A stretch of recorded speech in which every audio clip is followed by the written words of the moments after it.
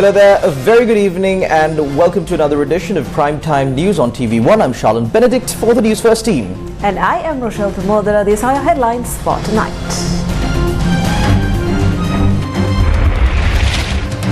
Kehelia resigns, requests home-cooked meals while in remand. Group assaulted during Wilpattu land inquiry.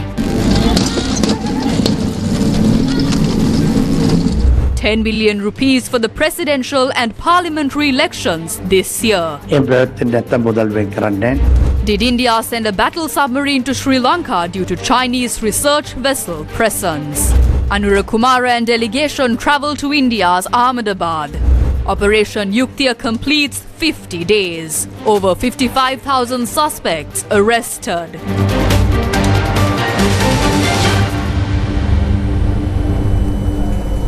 On to your top story tonight, Minister of Environment and former Minister of Health Kehelia Rambukwella, currently held in remand custody on charges related to the controversial human immunoglobulin scandal, has resigned from his ministerial portfolio. The relevant Gazette notification was issued today. As per the Gazette notification signed by the Secretary to the President, Kehelia Rambukwella has resigned from his portfolio of Minister of Environment effective 3rd of February. The President's office said that the letter of resignation was accepted by the President. Kehelia Rambukwella, accused of alleged irregularities in a drug procurement deal during his term as Minister of Health, is currently held in remand custody. Kehelia Rambukwella was arrested by the Criminal Investigation Department and produced before the Maligakanda Magistrate Court on the 3rd of February. Thereafter, court ordered to remand Rambukwella until the 15th of February. Former Health Minister Kehelia Rambukwella, currently in remand custody over alleged irregularities in a drug procurement deal, has been granted permission to consume home-cooked meals based on a doctor's recommendation. Prisons Commissioner and spokesperson Gamini Bithisanayake elaborated on the matter. We can facilitate home-cooked meals to be given to detainees as per our procedure. The request was made from the Valikada Prison Superintendent to the Medical Division, and based on their recommendation, the Valikada Prison Superintendent granted approval for meals from outside to be provided. Thereby, the state will cease providing meals to him. This will be for a certain period. During this period, visitation is not allowed. Meals from outside are delivered as per our process. Yes,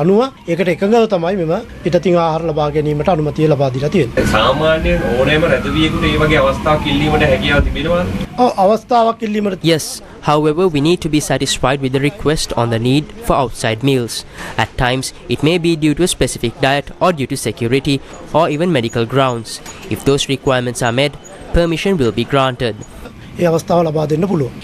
Journalists questioned whether Kehelia Rambukwella, who is currently receiving medical care at the prison hospital, has requested any special medications.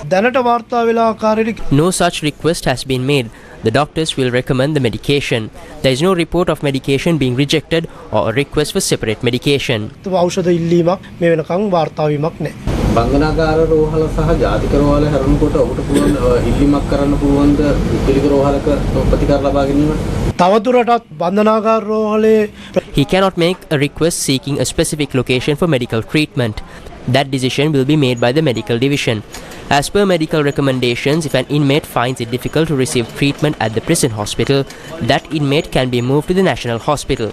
This applies to all inmates. If there is a recommendation or a need to move an inmate to a private facility, that must be informed to the courts and can be arranged subject to a court order. එහෙම අවශ්‍යතාවයක් තිබුණොත් ඒක අධිකරණය දැනුවත් කළා අධිකරණයේ අනුමැතිය යටතේ තමයි සිදු වෙන්න ඕනේ. Representatives of civil organizations held a program in Gampaha today to gather signatures for a public petition alleging the responsibility of the cabinet ministers, including Kehelia Rambukwella, in the alleged irregularities in a drug procurement deal. There are many factions responsible for this. Those who supported the no confidence motion are responsible. You cannot receive approval without following proper procedure. So the cabinet is also responsible, including the cabinet secretary. They cannot remain silent.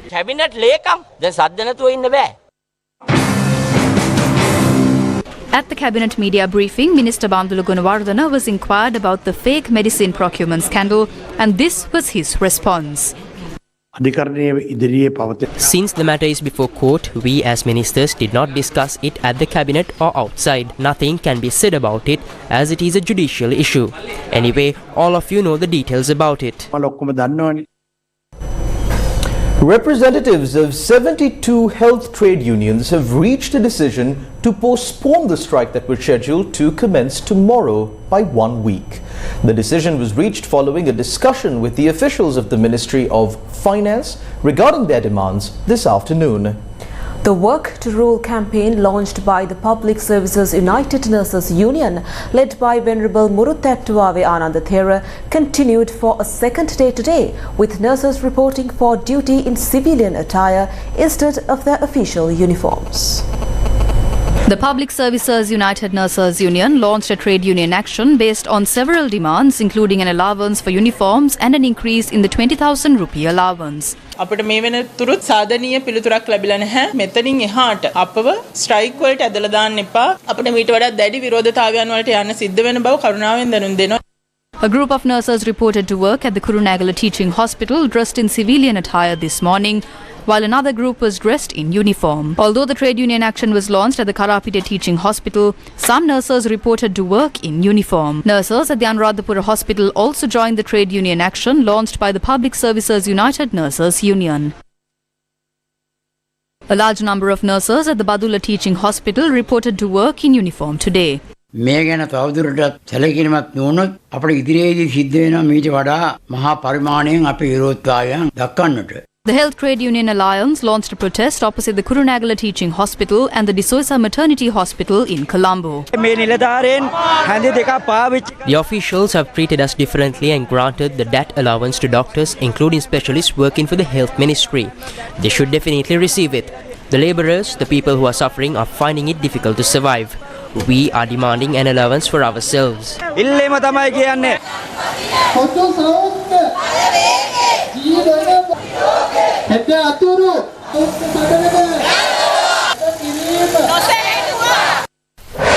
Newsfirst with the people. A delegation from the Jatika Jana Balavegya, led by party leader Andru Kumara Dissanayake, is currently on an official visit to India. Today, the delegation visited the Observer Research Foundation in New Delhi. Observer Research Foundation is an organization that provides advisory services to Indian politicians and the business community in policy making and decision making of the Indian government. Andru Kumara Dissanayake and the delegation also visited the Unique Identification Authority of India, affiliated to the Ministry of Electronics and Information Technology of India. The JJB delegation started their visit to Ahmedabad this afternoon. Upon the invitation from India, the delegation, including the leader of the Jatika Jana Balavegya, Andru Kumara Dissanayake, called on India's External Affairs Minister Dr. S. Jaishankar, National Security Advisor Ajit Doval, and the Foreign Secretary Vinay Mohan Kwata yesterday.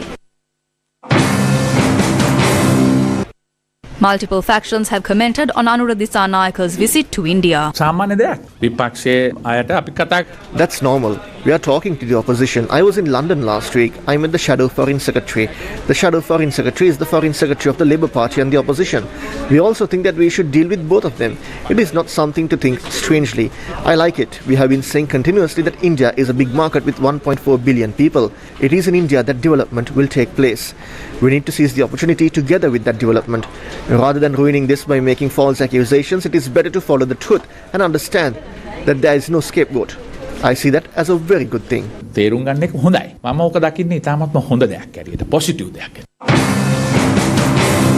Questions were also raised at the Cabinet media briefing. IHP ආයතනය කරපු සමීක්ෂණයක ප්‍රතිඵල මත අනුර කුමාර දිසානායක මහත්තයාට ඉන්දියාවට යන්න ආරාධනාවක් ලැබුණා. එතකොට ඇමතුමනේ දැන් මේ සමීක්ෂණේ ප්‍රතිඵලත් සඳහන් වෙලා තියෙනවා. ඒකේ අනුර කුමාර මහත්තයාට 150ක්, සජිත් මහත්තයාට 133ක්, රනිල් මහත්තයාට 108ක්, පොහොට්ටුවට 109ක් කියලා තමයි සඳහන් වෙන්නේ. ඒ වගේම තමයි ඇමතුම දැන් ඔබතුමාත් ගිය සතියේ ගියා ඉන්දියාවට සංචාරයකට ගියා. එතකොට මේ එරට ජනමාධ්‍ය මගින් මෙතරම් ප්‍රචාරයක් ලැබුණේ නැහනේ. රජයේ ඇමතිවරයෙක් වෙලා. We are not engaged in a political agenda. Diplomacy and political agendas are two separate things. This was the response by the SLPP. Everyone says that after Anura Kumara Dissanayake went to India, the Janata Vimukti Peramuna did not talk about Indian expansionism, which it had been talking about for the past 50 years. We do not know for what purpose Anura Kumara Dissanayake went there. But after he returns, ask him whether his group has abandoned the anti-India rhetoric. As a party, we are always ready to work closely with India.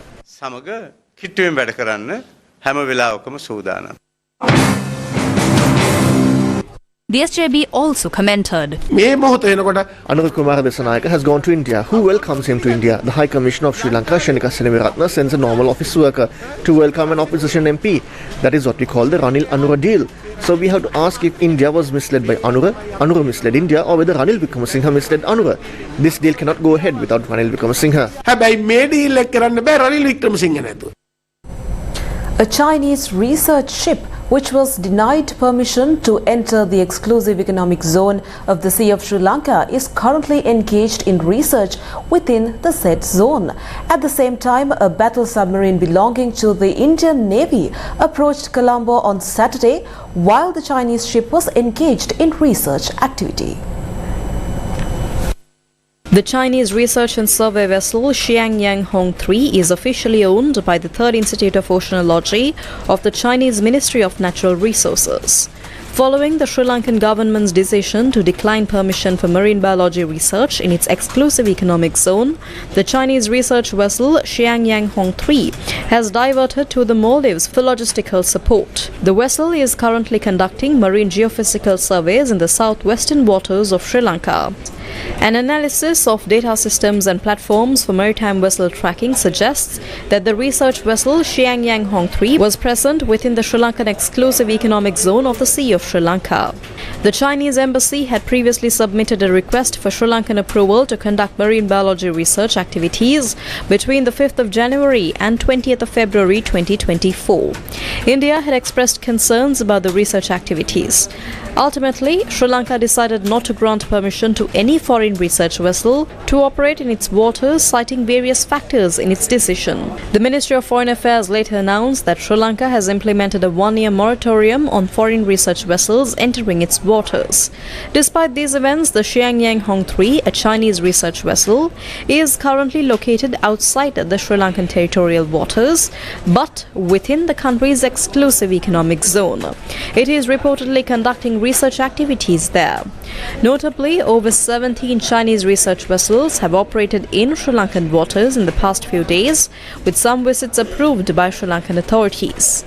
Previously, the Xiangyang Hong 3 visited Sri Lanka twice, most recently on the 13th of December 2017, with Sri Lankan permission.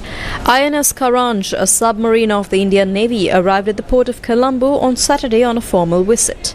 Indian reports said that the Indian Navy submarine INS Karanj was dispatched to Sri Lanka to coincide with the island nation's Independence Day. According to the Hindustan Times, Sri Lanka welcoming the Indian Navy submarine INS Karanj after shutting its ports to Chinese submarine and research vessels marks a diplomatic win for India amid a tiff over China's maritime movement in the Indian Ocean region. It added that the Indian submarine visited Sri Lanka to participate in a submarine awareness program. The report said that the Indian submarine was sent to one of Sri Lanka's main ports to convey a message to Beijing and Malé as the Chinese spy ship Xiangyang Hong 3 continues to sail towards the Maldives. It added that the move is aimed at highlighting India's role as the primary security provider in the Indian Ocean region. The Speaker's office today affirmed that the online safety bill enacted following its passage in Parliament fully aligns with the Supreme Court's determination after certification by the Attorney General's Department. Now, this statement comes in response to recent allegations regarding potential discrepancies between the passed bill and the court's determination. The Speaker's office in a statement said that when amendments were presented to the online safety bill in Parliament, an additional Solicitor General who was representing the Attorney General was in the official box reserved for government officials in Parliament. The statement noted that the additional Solicitor General had informed the Speaker that all the mandatory amendments in accordance with the determination given by the Supreme Court had been included in the amendments at the time of the committee stage. It also noted that MP M.A. Sumandiran at this stage raised some concerns, and the Speaker Speaker requested the Additional Solicitor General to explain further in this regard to the Honourable Member, to which the Additional Solicitor General had obliged. It added that after the said amendments were presented and considered at the time of the committee, the Online Safety Bill was duly passed in Parliament after the third reading, as is the process for any bill thus presented. At the time, the Attorney General also issued a certificate that these amendments are in accordance with the Constitution as guided by the Supreme Court's determination. The Speaker's office noted that if the members concerned could specifically mention what recommendations were ignored, the respective authorities may be able to respond to such allegations, since the Speaker has no discretion on such matters as explained above. According to the statement, the Speaker's office would like to remind all members again that discrediting the House or undermining its credibility will not do one better, as in a democracy, the parts are judged by the whole and not the other way around. The Citizens' Power convening a media briefing in Colombo today responded to new oppressive laws and the statement made by the President regarding the function of the Constitutional Council.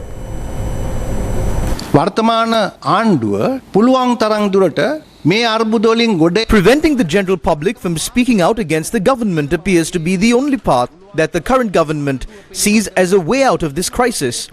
The current ruler has a fear and suspicion regarding the general public that no leader in this country has ever had before.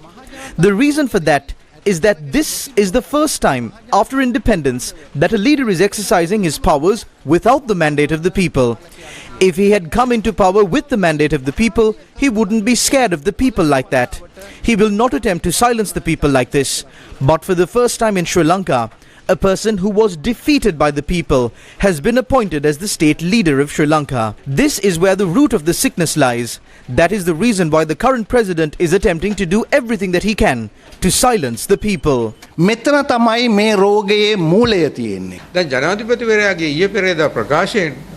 the president's statement, he is attempting to portray that these are hindering his work. He is saying that the Constitutional Council is hindering him in performing his duties as the executive, and therefore it is a part of the executive. That is completely wrong. Although the cabinet and the secretaries of ministries are under him, that does not mean that the Constitutional Council is also under his purview. It is an independent institution. Therefore, as the Citizens' Power movement, we condemn this attempt to influence the Constitutional Council. We see this as an attempt to also influence various other institutions that need the concurrence of the Constitutional Council, including independent commissions and the judiciary.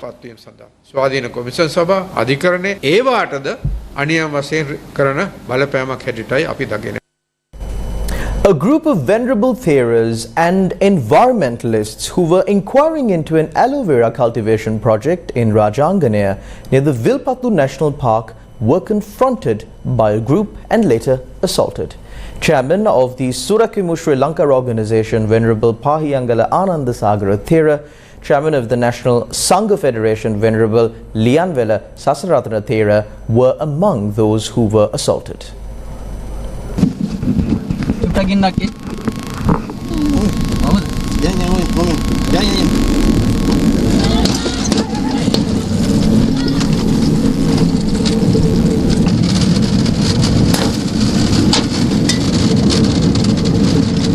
Chairman of the Surakimu Sri Lanka organization, Venerable Pahiyangala Anandasagara Thera, Venerable Lianvela Sasaratana Thera, and environmentalists were accompanied by 4 police officers and 2 civil defence force personnel during their visit to inquire into the aloe vera plantation.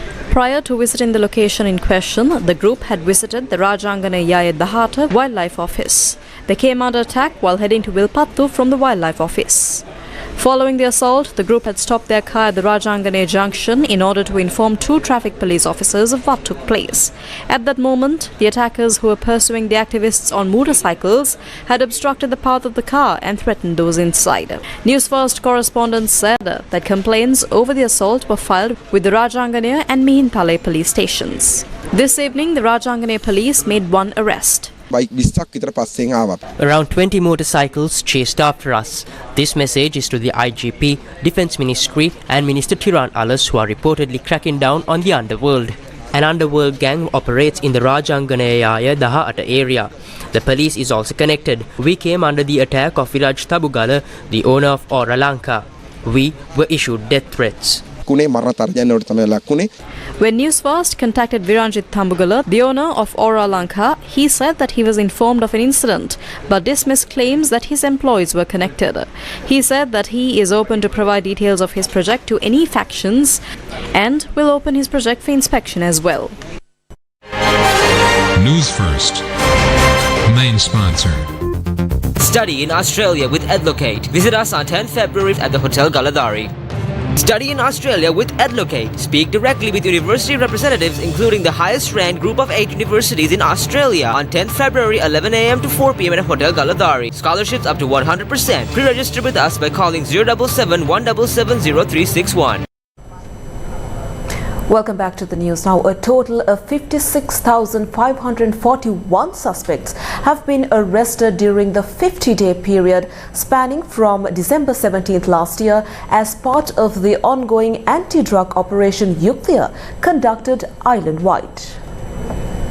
The Ministry of Public Security said that out of this figure, 49,558 suspects were arrested in connection with drug-related offences, while 6,983 individuals were arrested for various criminal activities. During the operation, 142 kilograms and 541 grams of heroin, over 208 kilograms of ice or crystal meth, and over 974 kilograms of cocaine were seized. Among the 49,558 suspects arrested for drug offences, 1,817 individuals are undergoing further investigation under detention orders, with an additional 1,981 drug addicts referred for rehabilitation.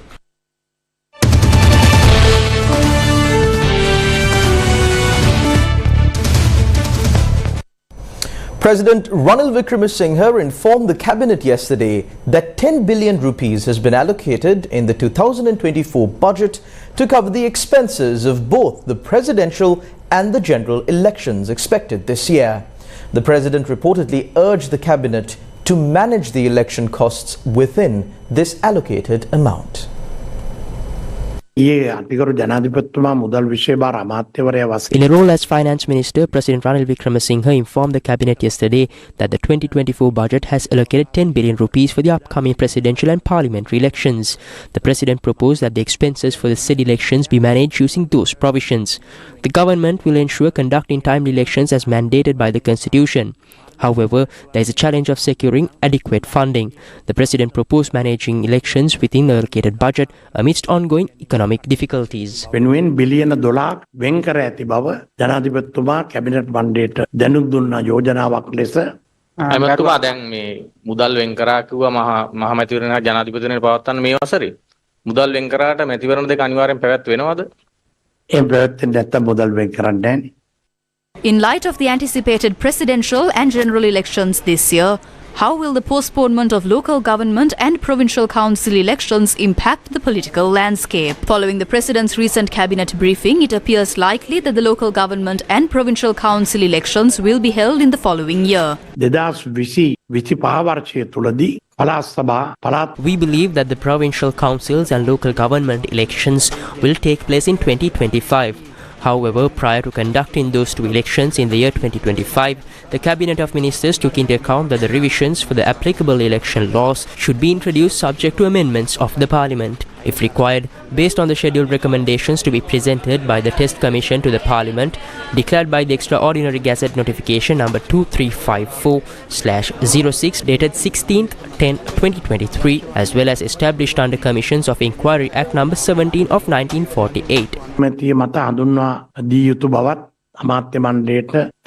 The 9-member Commission on Electoral Reforms, chaired by former Chief Justice Priyasad Dep, was established by the President to examine various aspects of Sri Lanka's electoral system.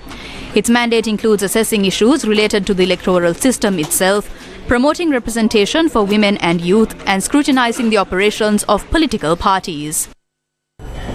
Now, the constitution of the Jana or the People's Alliance was amended today, allowing the Sri Lanka Freedom Party to contest the upcoming elections as a broader alliance under the symbol of the chair. The Executive Council of the Jana or the People's Alliance met at the headquarters of the Sri Lanka Freedom Party, led by the former President Maithripala Sirisena. The amendments to the party constitution were unanimously approved. Accordingly, we will discuss this further this week. The new office bearers will thereafter be appointed. They will be appointed following extensive discussions with the parties that form the Podu Jana Eksat Peramuna. There is a leader and it will be announced when the office bearers are appointed.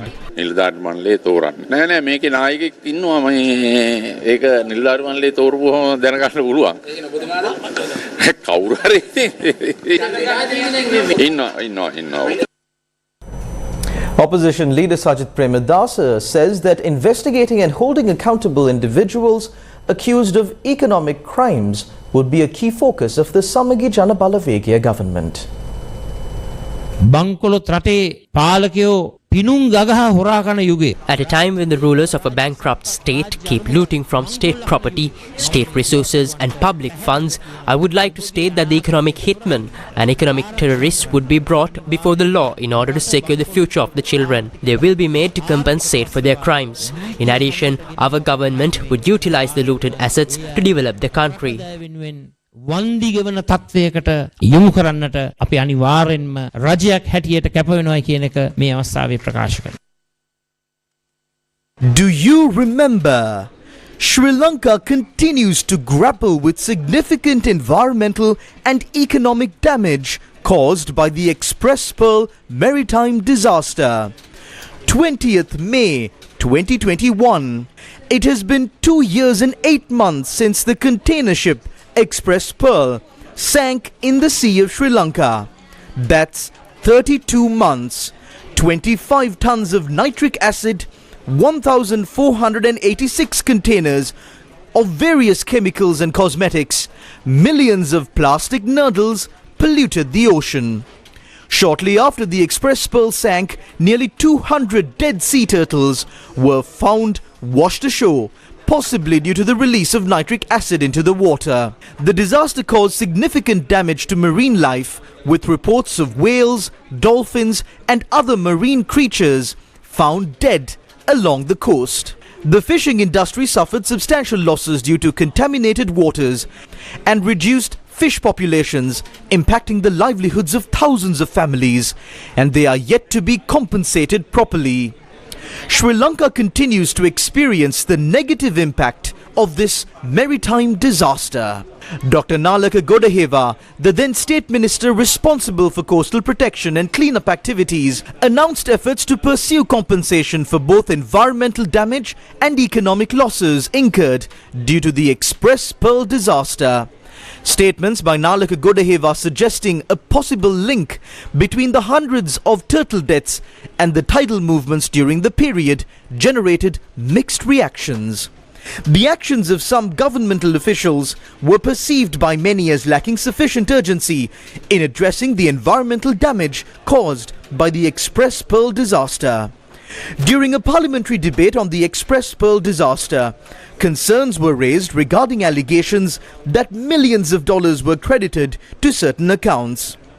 If such a disaster took place elsewhere in the world, those countries would have already secured billions of dollars in compensation. Did Sri Lankan authorities siphon off money back then and now with regard to this maritime disaster? The people are watching. Newsfirst with the people. President Ranil Wickremesinghe highlighted Sri Lanka's commitment to regional climate change efforts at the South Asian Hydromet Forum 4 held in Colombo today. Speaking at the South Asia Hydromet Forum 4 held in Colombo today, President Ranil Wickremesinghe highlighted the urgent need for adaptation and mitigation measures, reaffirming Sri Lanka's support for initiatives like the establishment of an international climate change university. Since we are still coming out of the crisis and we are undergoing debt restructuring, I have a tight budget. They have very little space. So this is why regional cooperation is important. More than cooperation, how do we build up that regional network? We need that. Now this is in regard to climate change mitigation. We are also, the government of Sri Lanka is promoting 2 measures. One is the International Climate Change University. We want to establish, and we are having discussions with some other countries. We hope to have with others. and also with a number of institutions to set this up. A stakeholder university, not one run by Sri Lanka. We've already set aside the land and we want to go ahead. It will be on a postgraduate basis, running a large number of courses similar to following the example of the East-West Center in Hawaii, so that large numbers can come in of officials and be trained, a postgraduate university and a training university. This, we hope, will help us in tackling climate change in our region and in Africa. Secondly, the proposal that we have made at the Dubai COP28, an important one, what we call the tropical belt. The tropical belt to be used as a carbon sink. If the tropical belt with its marshes, forests, other lands can absorb carbon, that's the best, I think the best region in the world to become a carbon sink. Furthermore, President Wickremesinghe proposed the creation of a tropical belt as a carbon sink, stressing the significance of private sector investment in sustainable development projects in this region. Sri Lanka is prioritizing the establishment of free trade agreements with key Asian economies, aiming to boost exports, diversity trade, partnerships and build more resilient economic future. Speaking at a press briefing titled Collective Path to a Stable Country held at the President's Media Centre today, Foreign Minister Ali Sabri elaborated on the government's plans to establish free trade agreements with India, Indonesia, Malaysia, Vietnam and China by the end of 2024. One of the biggest problems with Sri Lanka's export, whether we like it or not, Sri Lanka is one of the most protectionist economies in the world and in the whole region. Sri Lanka economy is just 78 billion. Our GDP, the whole GDP. World is 86 trillion. The size of the Sri Lankan economy is 0.001. So there is nothing for the others to come and grab from others, though it has become a big slogan in this country. There's always everything is there for us to go and grab from 86 trillion economy. How do you access that? One of the models, particularly ASEAN countries, beautifully used is free trade agreements. What do you do with the free trade agreement? Instead of supplying to 22 million people, you expand your market. You build your brands. You become very competitive.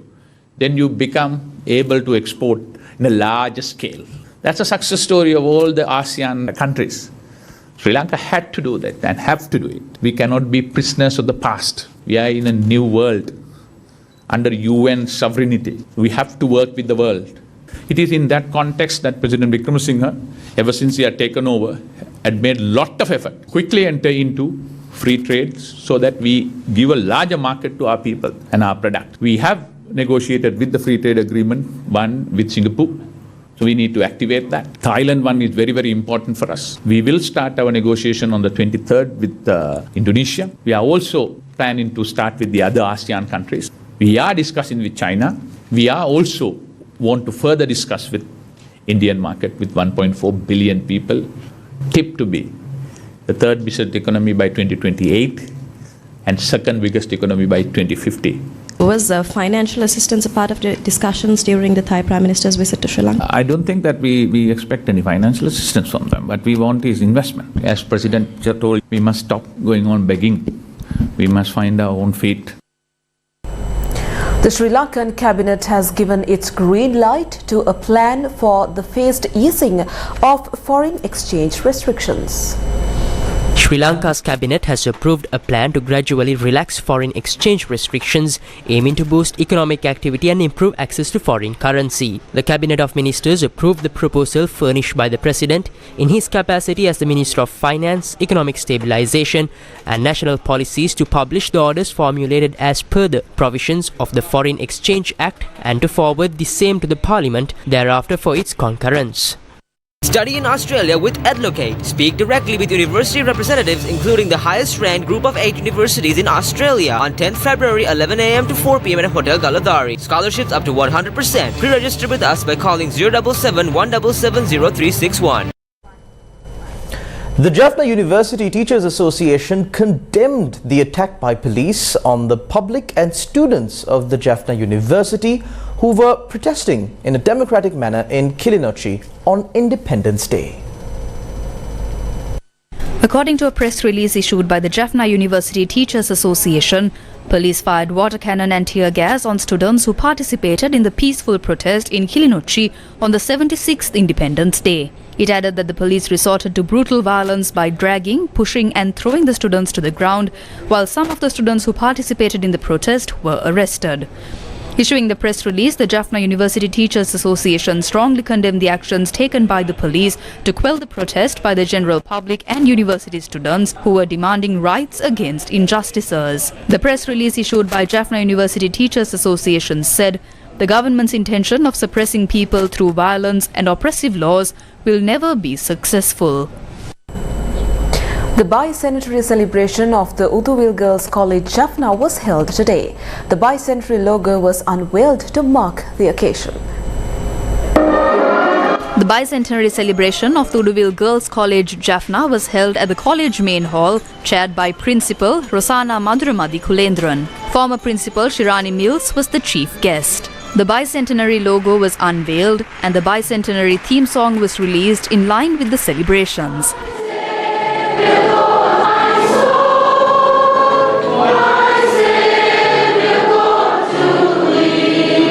Art and cultural events by students of the school added colour to the event.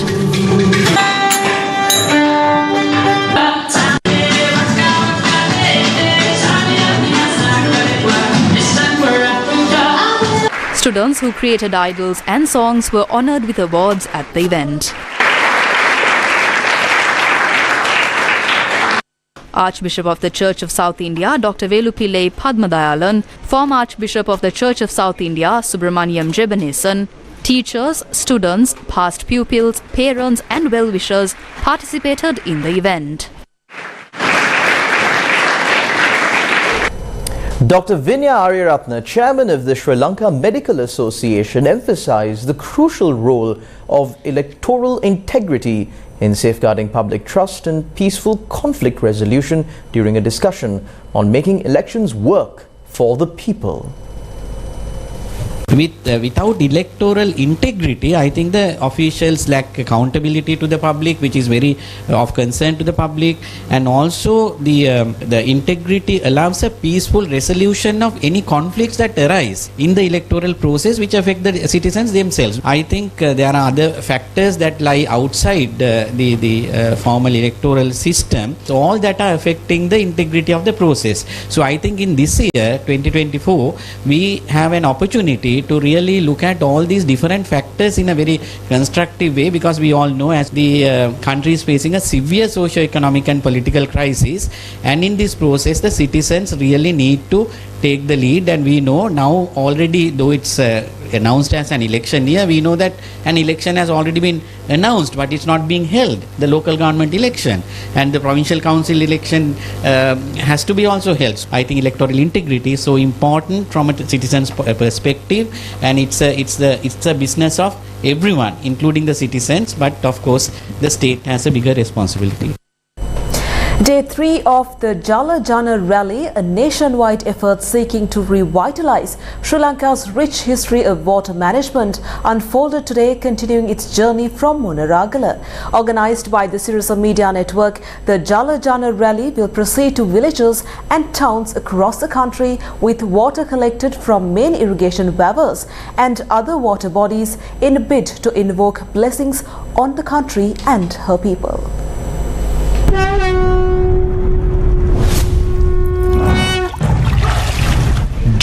Jana rally.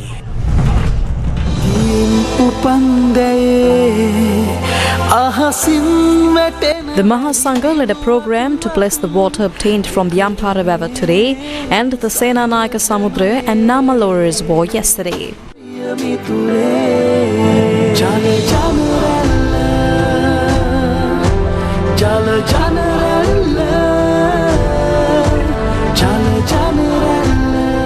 The local population, in their numbers, gathered in the Ampara town to flag off the Jana rally as it commenced day 3 of its journey. Blessings were also obtained from the Sri Siddhi Vinayagar Kovil in Periyapullumalai en route to Chenkaladi. The Jala rally reached the Chenkaladi town later in the event. In Chenkaladi, the Jala rally received blessings from all faiths.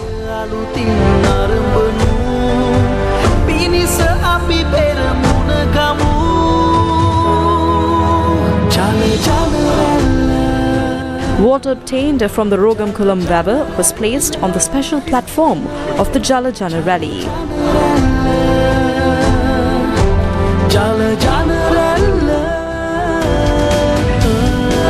Tomorrow, the Jala rally will head to Gandhi Park in Batiklo and Manampitia.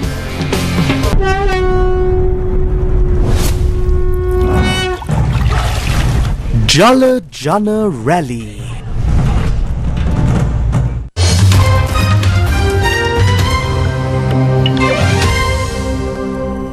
Now in news from overseas, King Charles has been diagnosed with a form of cancer.